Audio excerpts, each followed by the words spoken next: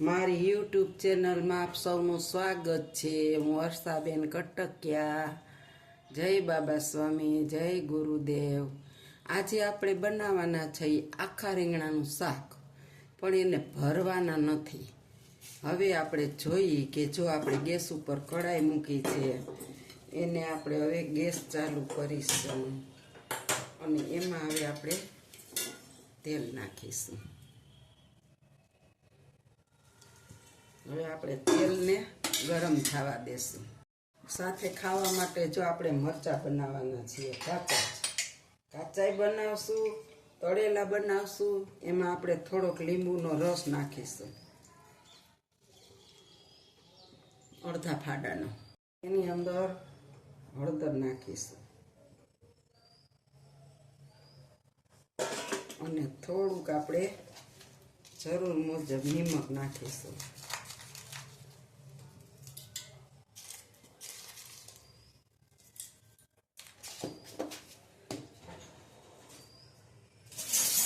આ આપણા તાજા મરચાં તૈયાર। આપણે 2 કલાક રહીને આને ખાઈ શકીએ અને 3 તક ખાઈ શકીએ। આનો સ્વાદ બહુ મસ્ત આવે છે, તમે બનાવજો ઘરે આવા।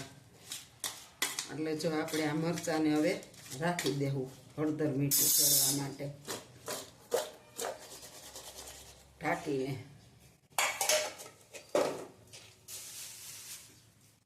ખાવા માટે મરચાં તળી લેશું મસ્ત। વાળાના મરચાં આપણા હવે તળાઈ ગયા છે, તો એને આપણે હવે કાઢી લેવાના છે। હવે આપણે આ રીંગણા છે ને એને ફ્રાય કરી લેવાના છે, તો આપ જોઈ શકો છો।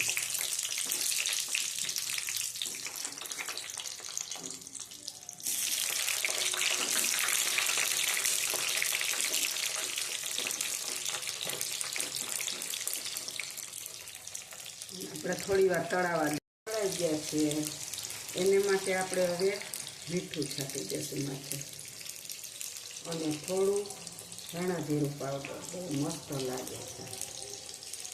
અને આપણા રીંગણા તરાઈ, રીંગણા આપણા ફ્રાય થઈ ગયા છે। હવે આપણે એને થાળીમાં કાઢી લેવાના છે।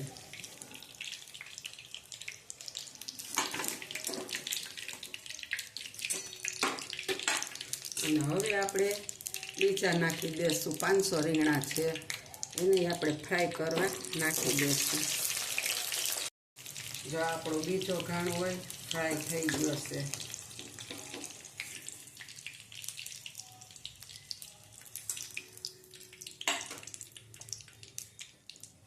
અને હવે છે ને મારે ઢીંગલી ઘરમાં નાની છે કે હું શાક નહીં ખાઉં રીંગણાનું, એટલે એની માટે મારે બટેટા ફરજિયાત નાખવા પડશે। એને આપણે ફ્રાય કરી લઈશું। આપણા બટેટા થઈ ગયા લાલ, આપણે નાખવા નહોતા પણ ફરજિયાત નાખવા પડ્યા।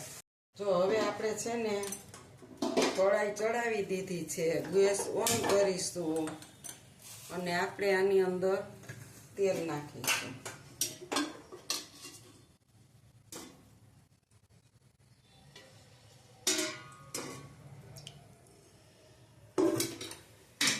હવે આપણે તેલને થોડું ગરમ થવા દે।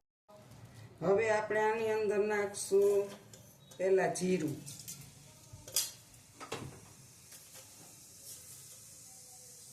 નાખી અને જો બાદિય, લવિંગ, જાવંત્રી, તીખા અને 1 હરી એલાયચી, એને આપણે ફોલી નાખીશું।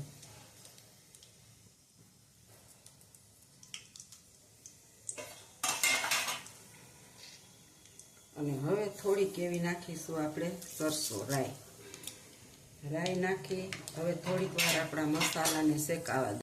આપણે હિંગ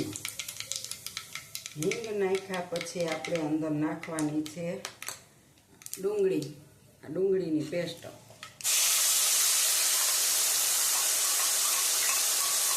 આપણે 1 મોટી ડુંગળી શેકી હતી, એને આપણે થોડીક વાર હલાવતા ગોલ્ડ બ્રાઉન થાય। હવે આપણે એમાં નાખીશું છીણેલું આદું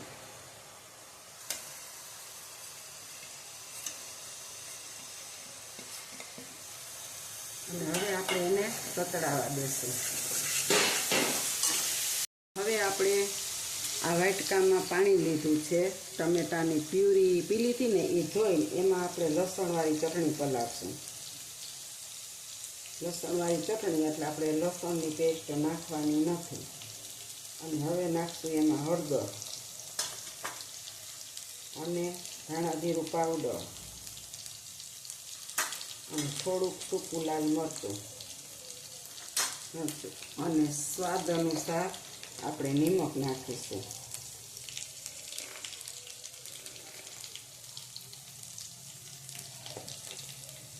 આને આપણે પલળવા દેશું. સકરાટ આવી ગઈ છે હવે અને તેલ પણ છૂટું પડી ગયું છે. તો હવે આપણે એમાં નાખવાના છીએ ટમેટાની પ્યુરી.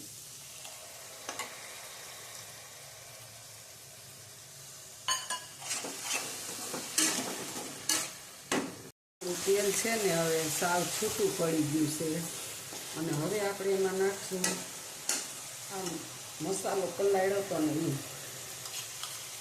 અમે જો કાશ્મીરી મરચું એવું કંઈ ખાતા નથી, અમે તીખું જ મરચું ખાઈએ છીએ. આપણે કલરનું મરચું હતા પણ અમે તીખું મરચું ખાઈએ છીએ તોય લાલ શાક થાય. આપણી આ ટમેટાની ડુંગળીની પ્યુરીમાંથી તેલ હવે છૂટું પડવા લાગ્યું છે અને આપણે મસ્ત શાક બનાવવાના સાહેબ. શાક તો દર ખેરે બનાવી પણ ભરીને બનાવી છે. એક બે વાર આવું કરી પણ મારા ભરેલાનું બધાને બહુ આજને જે ભરેલ ખાવાવાળા નથી ને એટલે આપણે આપણી રીતે શાક બનાવવું. હવે આપણે એમાં નાખશું ગાંઠિયાનો ભૂકો અને હવે નાખીશું માંડવીનો ભૂકો. હવે નાખીશું ત્યાર ચવાણાનું છે. આ બધું આપણે શેકી લેશું. થોડુંક એવું પાણી નાખશું અંદર.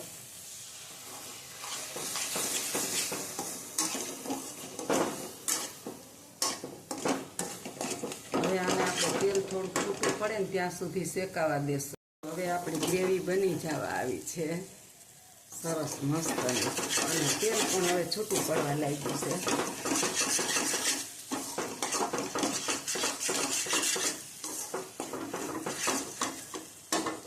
તેલ બધું છૂટું પડી ગયું છે. હવે આપણે એની અંદર પાણી નાખીશું જરૂર મુજબ.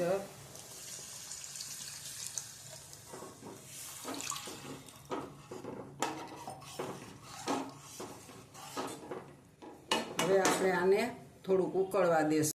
આપણે 1 ચમચી ગોળ નાખીશું અંદર. હવે ઉકળે ને એટલે સ્વાદ સરસ આવે.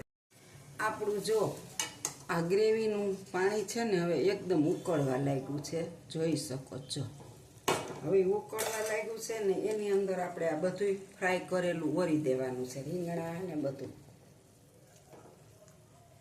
માત્ર રીંગણાનું જ શાક કરવાનું હતું પણ અમારે ઢીંગલી છે ને એ નથી ખાતી રીંગણા, એટલે એની હાટું થઈને મારે અને પછી સાંજે શાક નહોતું કરવું એટલે 2 ટાણાનું શાક થઈ ગયું. અને એની હાટું 2 ટાણાના બટેટા આપણે નાખી દીધા છે. હવે હલાવી લેશું થોડુંક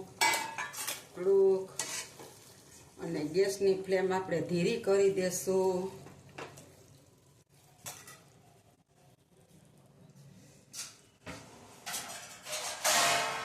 અને હવે ધીરે ગેસે આપણે આને ઢાંકી અને ચડવા દેવાનું એટલે મસાલો આમાં ચડી.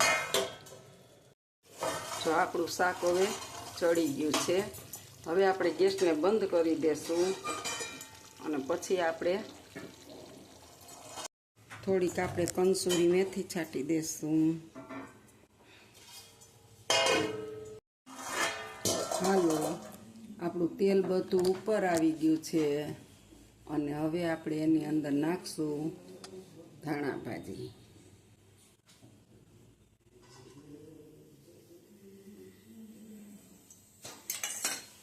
જો મારી આ રેસીપી તમને રીંગણાની સારી લાગી હોય તો લાઈક કરજો, શેર કરજો, બેલ લાઈક બટન દબાવવાનું ભૂલતા નહીં. તમે પણ બનાવજો, પછી મને કોમેન્ટમાં લખજો કેવું બન્યું. આવજો. જય બાબા સ્વામી, જય ગુરુદેવ. બધી કરતો શરીર ગંધે એક કોર અંધારો આવે ના ના ના